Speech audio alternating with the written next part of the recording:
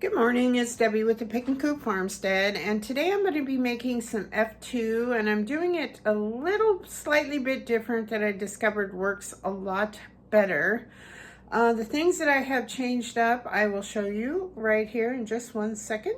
Please excuse this beautiful disaster. I have gone grocery shopping at Winco and then also at the Costco, so I have stuff everywhere. It's insane. Getting ready for a week from today, which is Easter Sunday, the day our Lord has risen. Now, I bought some strawberries, and then I also bought a bucket of blueberries. I was going to do 1 strawberry and 1 blueberry, but the blueberries have already mildewed, so I'm really sad about that.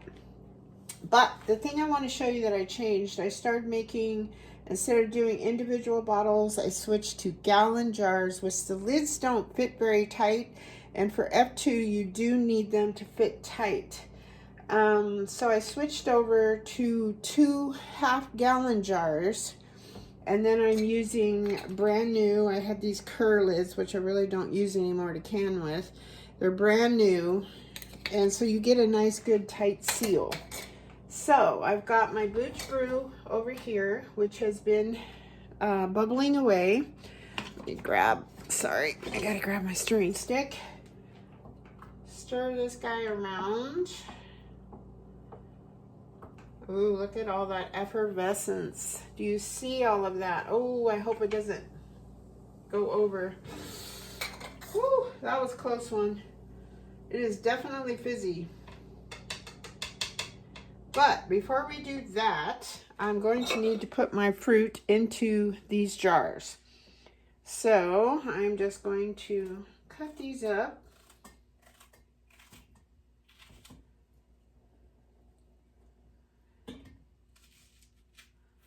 And I also bought grapes. So I guess I'll just do one strawberry and 1 grape. So I'm going to continue to cut these up, and then we'll be back.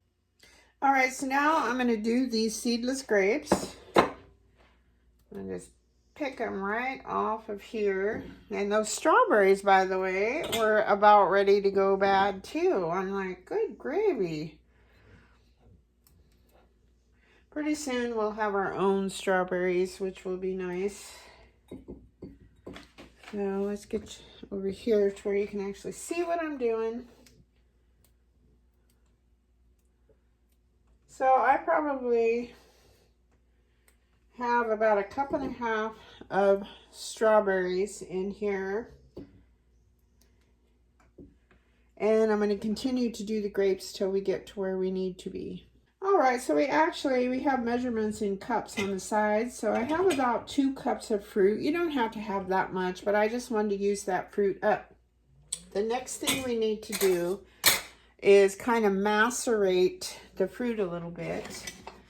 And I have a new stick blender. A lot of times I use that, but I don't think it's quite long enough for this. So I have this canning spoon that Al made, Val and Al. I love this thing. And then I'm just going to get out of the way so you can see what I'm doing.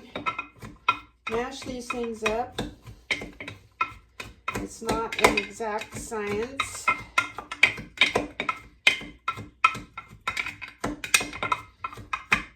Just to get some of the juices flowing.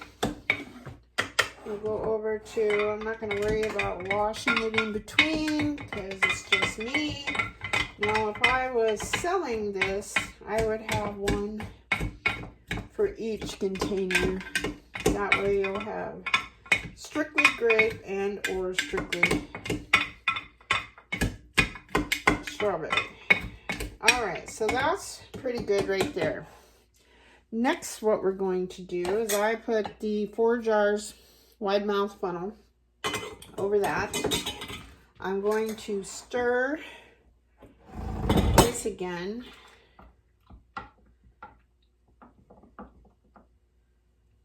I'm tickled pink that it's that fizzy. A lot of folks take their SCOBY out. See that thing going around right there? That's your SCOBY.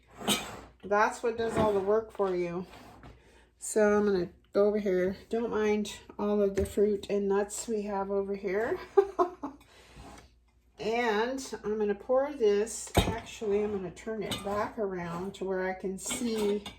I try to get it evenly distributed. So this is a gallon going into a half gallon.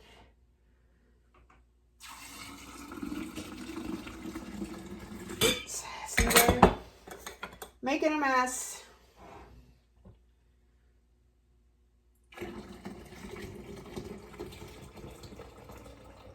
All right, so I went up to the 6-cup mark because you have to leave, I leave about 1 inch to 1.5 inches in my jar because you have to have enough of this to start your next batch. Before I made the mistake of taking too much. Let me do this where you guys can see. There we go. And I couldn't figure out why my scobies weren't floating. They need to be floating. All right, so we're up to the 6. All right. Now I still have quite a bit left in here. I can take another inch or so. So I'm going to put a splash in that one, maybe up to the next cup line. I'll do the same here.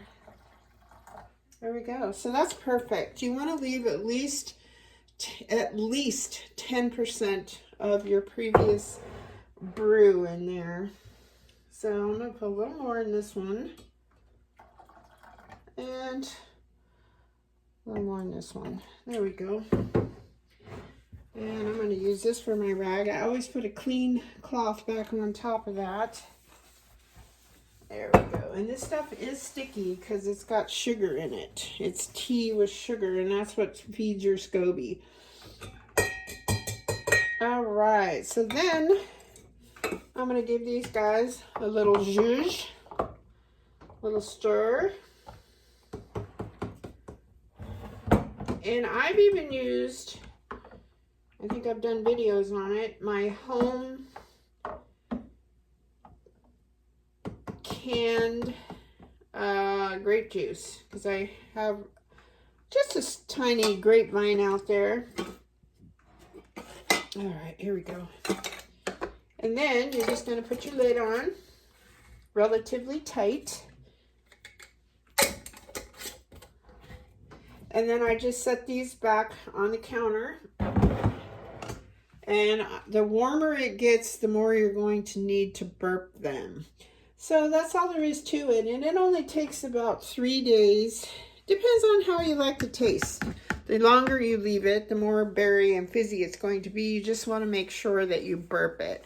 Otherwise, you'll have explosions all over. Because you saw how fizzy the kombucha all by itself was.